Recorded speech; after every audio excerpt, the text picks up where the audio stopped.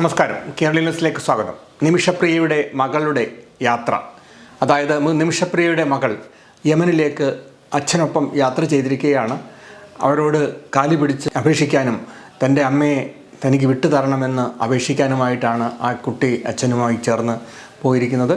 അവർ ഒരു വീഡിയോ തയ്യാറാക്കി ബഹുമാനപ്പെട്ട തലാലിൻ്റെ കുടുംബത്തിനും പ്രധാനപ്പെട്ട അവിടുത്തെ നേതാക്കൾക്കുമായി നൽകുന്നുണ്ട്. ആ വീഡിയോയുടെ പ്രസക്ത ഭാഗങ്ങളാണ് ഞങ്ങൾ കാണിക്കാൻ ഉദ്ദേശിക്കുന്നത്. Excellency Abdul Malik Houthi, no more war, peace is possible. And also I am here with Nimisha Priya, who is in your prison. Talal കുടുംബത്തിന് ഞാൻ നന്ദി പറയാൻ ആഗ്രഹിക്കുന്നു. നിമിഷയുടെ ഏക മകൾ 10 വർഷമായി അവളെ കണ്ടിട്ടില്ല. മിഷേൽ ഇവിടെയുണ്ട്. നിങ്ങൾ നിമിഷയെ വിട്ടയച്ചാൽ ഉടൻ, നാളെ അല്ലെങ്കിൽ മറ്റന്നാൾ ഞങ്ങൾ വളരെ നന്ദിയുള്ളവരായിരിക്കുമെന്ന് ഉറപ്പാണ്. ദൈവം നിങ്ങളെ അനുഗ്രഹിക്കട്ടെ. നിങ്ങൾ ലോകത്തെ അഭിസംബോധന ചെയ്യുമ്പോൾ യമൻ രാഷ്ട്രം നിക്ഷേപങ്ങളും സമൃദ്ധിയും കൊണ്ടുവരും. കാരണം നിമിഷ ഇന്ത്യയുടെ പുത്രിയും സമാധാനത്തിൻ്റെ പ്രതീകവുമായി മാറിയിരിക്കുന്നു. നിങ്ങൾ ചെയ്യുന്നത് അത്ഭുതകരമായ ഒരു പ്രവൃത്തിയാണ്. ദൈവം നിങ്ങളെ അനുഗ്രഹിക്കട്ടെ. സ്നേഹം വെറുപ്പിനേക്കാൾ ശക്തമാണ്.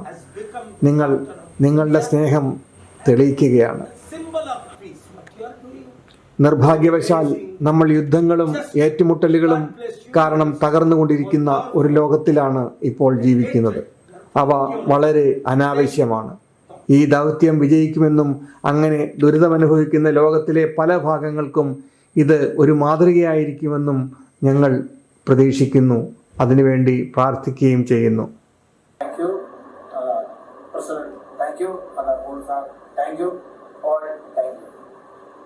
Thank you. Want to say, Michelle?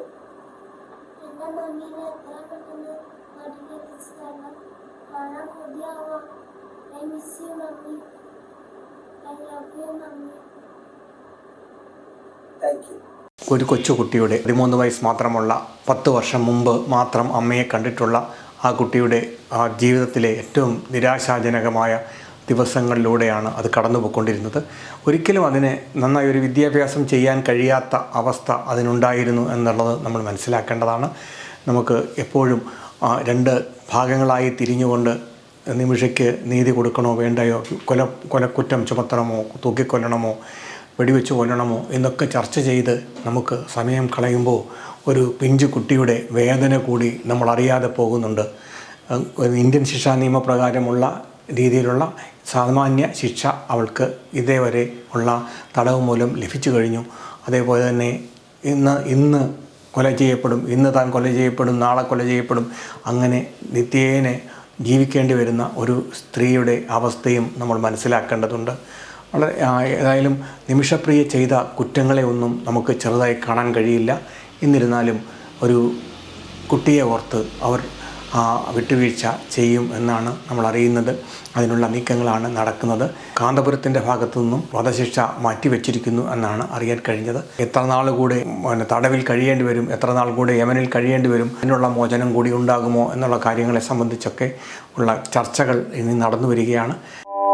കൂടുതൽ വാർത്തകളും വിശേഷങ്ങളും നിങ്ങൾക്ക് ലഭിക്കാൻ കേരളീയം ന്യൂസ് സബ്സ്ക്രൈബ് ചെയ്യുക. കൂടെ ബെൽ ബട്ടണും അമർത്തുക.